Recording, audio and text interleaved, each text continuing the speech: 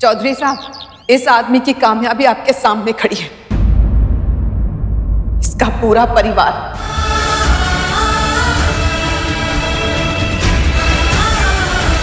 रंजन, ये सब क्या हो रहा है? हाँ, तूने मुझे यहाँ बेइज्जत करने के लिए बुलाया था? मैं तेरे निठल्ले बेटे के लिए ऑफर लेटर लेकर आया हूँ और तेरी बीवी मुझे ही सुनाई जा रही है।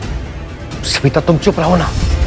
अरे कुछ नहीं चौधरी, तू ऑफर लेटर मुझे देना। नहीं,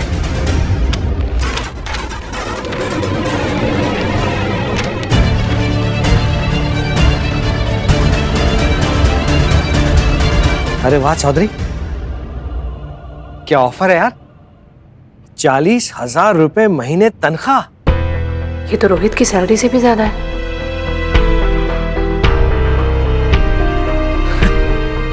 और मोबाइल और ट्रैवल अलाउंस अलग।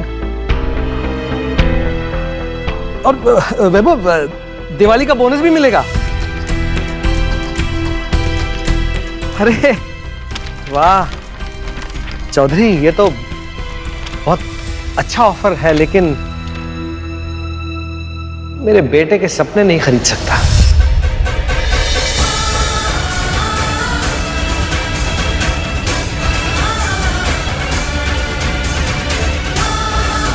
अभी हॉस्पिटल में मरते मरते बचा हूं मैं। जिंदगी की कीमत अब समझ आई है। भगवान ने हम सबको सिर्फ एक ही जीवन दिया है। अगर उसमें अपने मन की करके ना जिए तो फिर क्या जिए।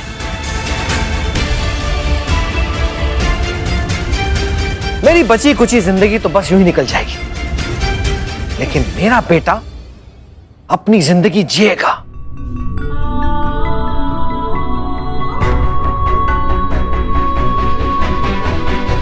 वैभव वो करेगा जो उसका मन कहता है।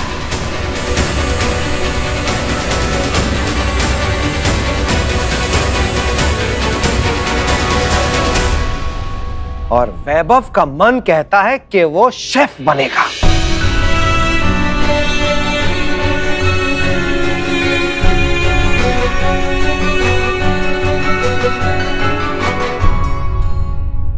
तो मेरा बेटा बनेगा शेफ।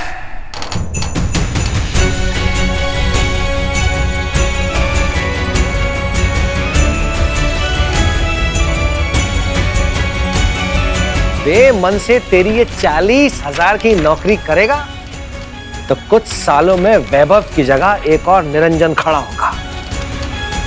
और ये गलती मैं अपने बेटे को नहीं करने दूंगा। नहीं चाहिए तेरी नौकरी,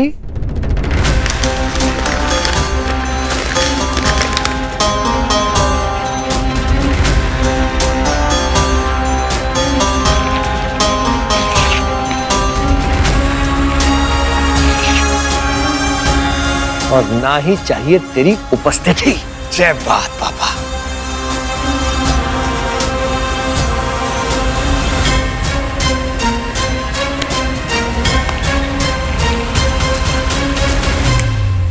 अब जा यहां से।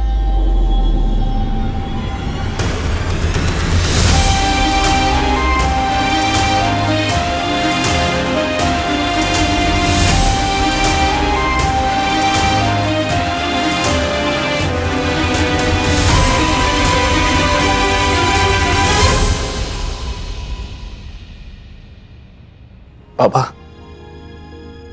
Thank you.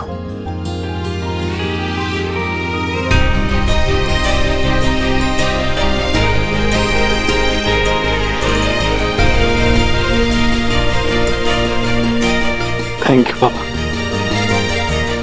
अरे तुझे मुझे नहीं, मुझे तुझसे कहना है आई एम सॉरी। और अब देख, सबको दिखा दे कि तू सिर्फ रतलाम का नहीं बल्कि इस दुनिया का बेस्ट शेफ बनेगा।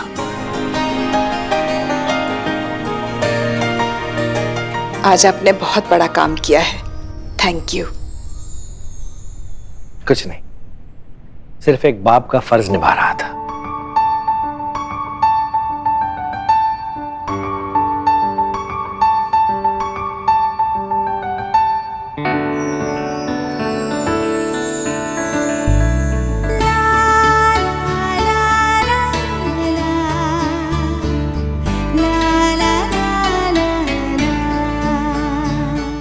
आई एम सॉरी।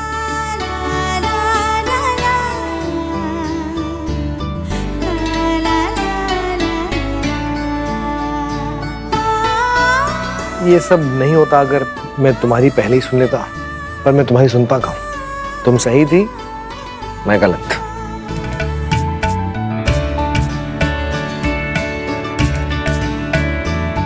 तूने कर दिखाया बेटा। इस काम की शुरुआत तूने ही की थी पहले। जीती रहो, खुश रहो। थैंक यू पापा। अम्मा, अब तो तू खुश है ना अपने इस बैल से? बहुत खुश हूं। जीते रहो।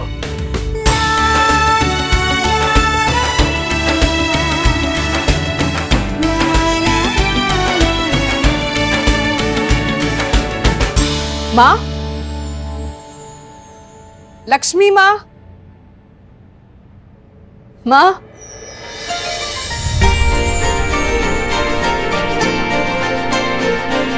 सविता, माँ, आज तो कमाल हो गया माँ।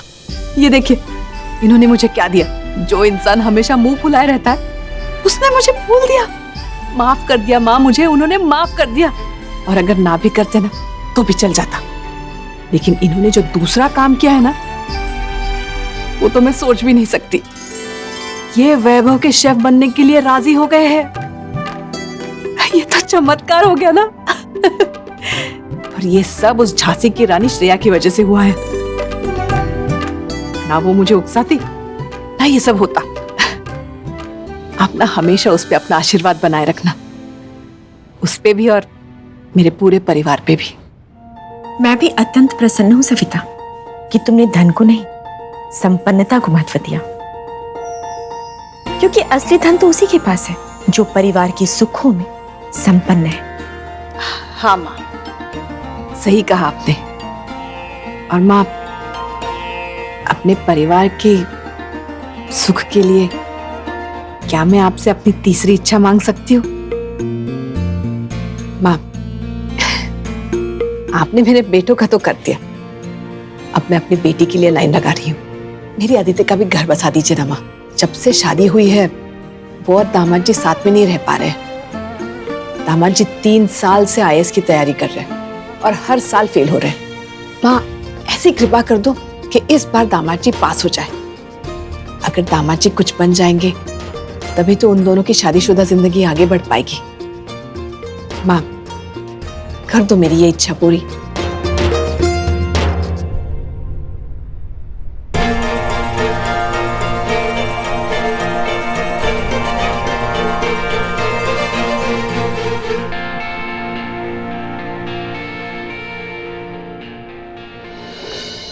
मम्मी कहती है कोई भी जरूरी काम शुरू करने से पहले उसके सामने सिर झुकाओ, जिसकी वजह से सब होता है।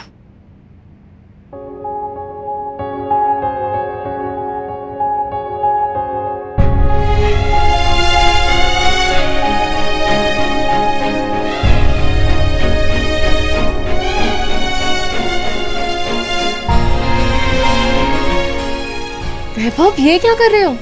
तुमने ही तो कहा जिसकी वजह से सारे काम होते हैं उसके सामने सर झुकाना चाहिए। तुम ही तो हो जिसने शेफ बनने का सपना दिखाया मुझे, और आज वही सपना तुम पूरा कर रही हो श्रेया। अगर कोई है जिसे मुझे सबसे पहले थैंक यू बोलना चाहिए तो वो हो तुम। Thank you Shreya, thank you for everything.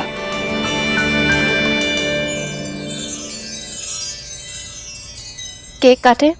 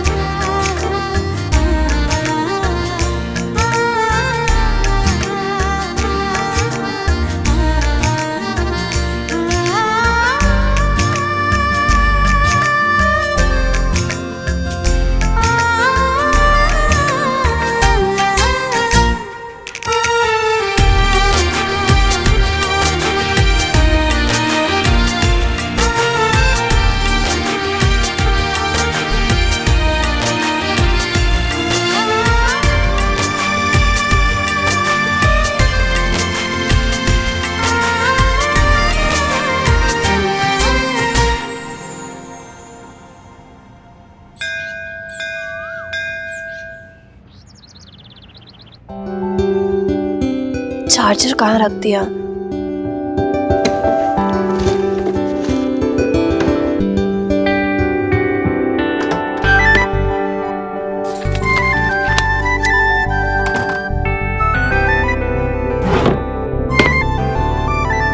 यहाँ है।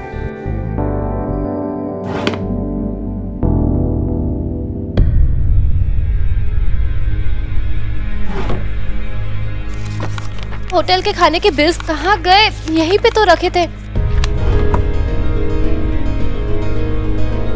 श्रेया, मैं आज अपनी कुकिंग क्लास की सारी फॉर्मेलिटीज पूरी कर दूंगा, सभी पेपर सबमिट कर दूंगा, ठीक है? वैभव, यहाँ होटल के खाने के बिल्स पड़े थे, तुमने हटाए क्या? नहीं। तो फिर कहाँ गए? रूम में कोई आया था क्या? नहीं। अच्छा हाँ, वो भाभी आई थी वो दूध का ग्लास लेने के लिए। अच्छा मैं लेट हो रहा हूँ, मैं चलता हूँ, ठीक है? बाय, कोचिंग क्लास जाना है, बाय। दूध का ग्लास लेने आई थी, लेकिन दूध तो हम में से किसी ने नहीं पिया। भाभी आप यहाँ क्या कर रही है? मेरे रूम में ना नेटवर्क का थोड़ा प्रॉब्लम है, तो इसीलिए मैं तुम्हारे रूम में आ गई।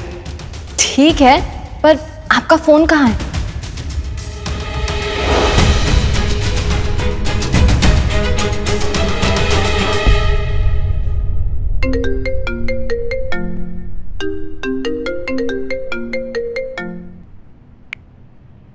हेलो मैडम, वो वेज कोल्हापुरी मंगवाया था आपने, मैं ऑर्डर लेके आ रहा हूँ।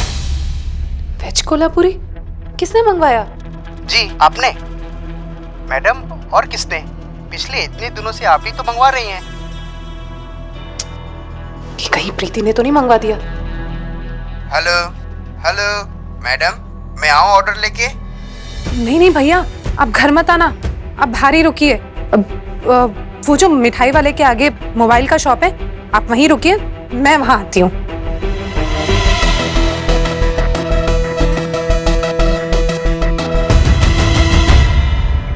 कहाँ रह गया ये? यही तो बुलाया था उसे। भाभी, वेज कोल्हापुरी ढूंढ रहे हो?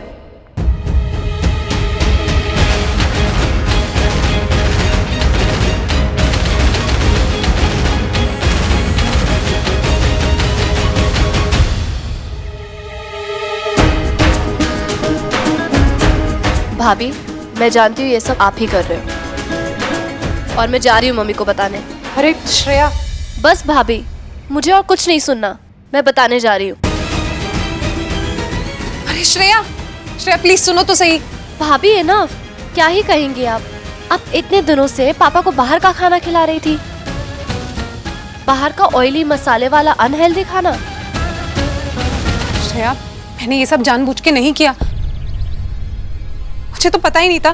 डैडी जी को डॉक्टर ने इतना स्ट्रिक्टली डाइट फॉलो करने के लिए कहा था। मान लिया आपने जानबूझ के नहीं किया भाभी, लेकिन जब आपको पता चला कि पापा को हार्ट अटैक उनके खाने पीने की वजह से हुआ है, तो आपने आगे आके कुछ बोला क्यों नहीं? अपनी गलती क्यों नहीं मानी?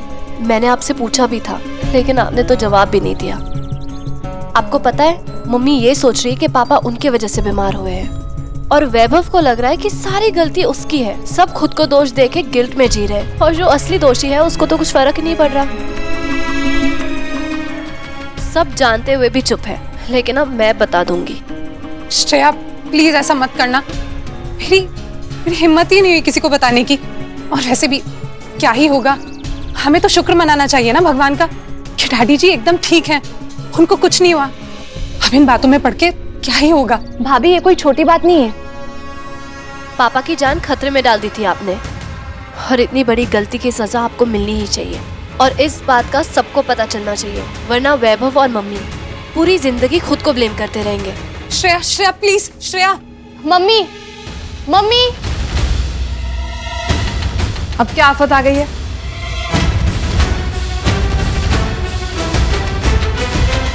मम्मी, माया भाभी को आपसे कुछ कहना है। आप बताएंगी या मैं बोलूं? क्या बात है माया, क्या हुआ? I'm sorry मम्मी जी, मुझसे बहुत बड़ी गलती हो गई है। डैडी जी की तबीयत मेरी वजह से खराब हुई थी। क्या मतलब? डैडी जी हॉस्पिटल मेरी वजह से गए थे। याद है डॉक्टर ने बोला था उनके हार्ट अटैक आने का मेन कारण उनके खाने में गड़बड़ी थी। वो गड़बड़ी मेरी वजह से हुई थी।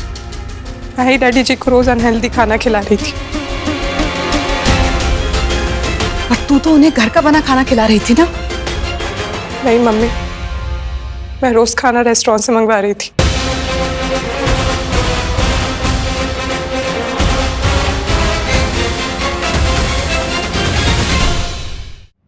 Mummy ji, I am sorry, मुझसे बहुत बड़ी भूल हो गई है।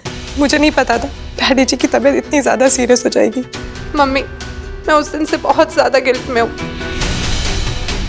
मम्मी प्लीज, आपको नहीं पता मुझे रोज कितना बुरा लग रहा है। और मम्मी, आप खुद को दोष दे रही थी कि पापा को टेंशन आपने दी, और वहाँ वैभव खुद को ब्लेम कर रहा है कि पापा उसकी वजह से बीमार हुए, जबकि गलती तो माया भाभी की थी।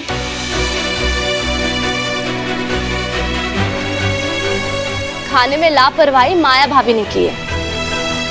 Mummy, I am really sorry. Mummy please मुझे माफ कर दीजिए। Mummy please. कोई बात नहीं, रो मत। कोई बात नहीं, पापा को सर्दी या जुकाम नहीं हुआ था, माइल्ड हार्ट अटैक आया था, और कोई बात नहीं। हुई माया से लापरवाही, लेकिन सारी गलती उसकी नहीं है। मुझे ही सोच समझ के जिम्मेदारी देनी चाहिए थी। घर की चाबियों के साथ साथ मैंने पूरे घर के काम भी उसके सिर पे डाल दिए।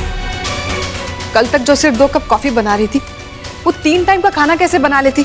मम्मी, आप अभी भी माया भाभी को डिफेंड कर रही है, और वो तो छोड़ो, अब सारी गलती अपने सर ले रही है। तू क्या कहना चाहती है? इसे घर से निकाल दूं? नहीं मम्मी, लेकिन माया भाभी को अपनी गलती का एहसास होना जरूरी है, और उसके लिए उन्हें सजा मिलनी चाहिए, ताकि वो ऐसा फिर से कभी ना करे। उसे एहसास हो गया है, उसने अपनी गलती मान ली है। और अगर इंसान को अपने किए पे पछतावा हो तो बहुत बड़ी बात है। Thank you mummy. मम्मी, आप बहुत ग्रेट हो। मुझे तो लगा नहीं था कि आप मुझे माफ करोगे इस गलती के लिए। Thank you mummy. कोई नहीं, जाओ मुंह धो लो, रो दो।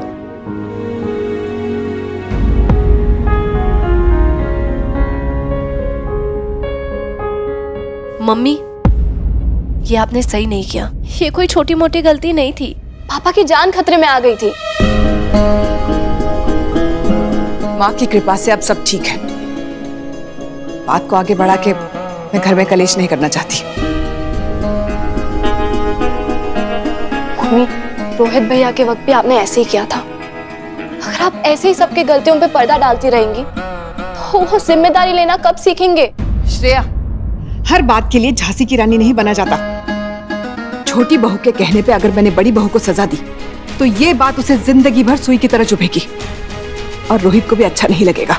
परिवार में सबको साथ लेके चलना पड़ता है, पर ये बात तुम नहीं समझोगी, क्योंकि आज तक तुम कभी परिवार के साथ रही नहीं हो ना। तो जो मैं कर रही हूं मुझे करने दो।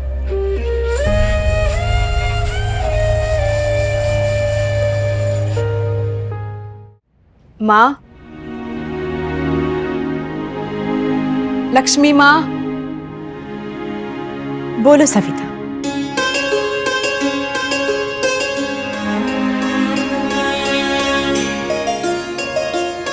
माँ, ये श्रेया कुछ समझती नहीं है ना कुछ सुनती है।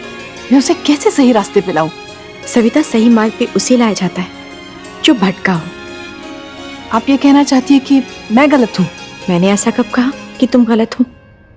वो भी गलत नहीं है, मैं भी गलत नहीं हूँ, तो गलती किसकी है? कई बार ऐसा होता है सविता कि दोनों मनुष्य सही कार्य ही कर रहे होते हैं, किंतु विचारों में मतभेद होने के कारण वो एक दूसरे को समझ नहीं पाते। जैसे कि तुम और श्रेया। तुमने परिवार को जोड़े रखने के लिए बड़ी बहू का साथ दिया जो तुम्हें सही लगा, और अनुचित कार्य करने वाले दोषी को दंड देना श्रेया को सही लगा। कौरव और पांडव के पास भी युद्ध करने के अपने अपने कारण थे, और उनकी दृष्टि से दोनों ही सही थे, किंतु उस महाभारत में वास्तव में कौन सही था ये तो पूरा संसार ही जानता है। सविता, अब तुम्हें भी यही सोचना है कि तुम दोनों की विचारों की महाभारत में वास्तव में कौन सही है, तुम या श्रेया? माँ, आप हमेशा मेरे दिमाग की खिड़की खोल ही देती है। मुझे मार्ग दिखाने के लिए धन्यवाद। सब समझ गई मैं। और क्या समझ गई तुम? यही कि मैं पांडव हूँ और मैं जो कर रही हूँ वो सही है।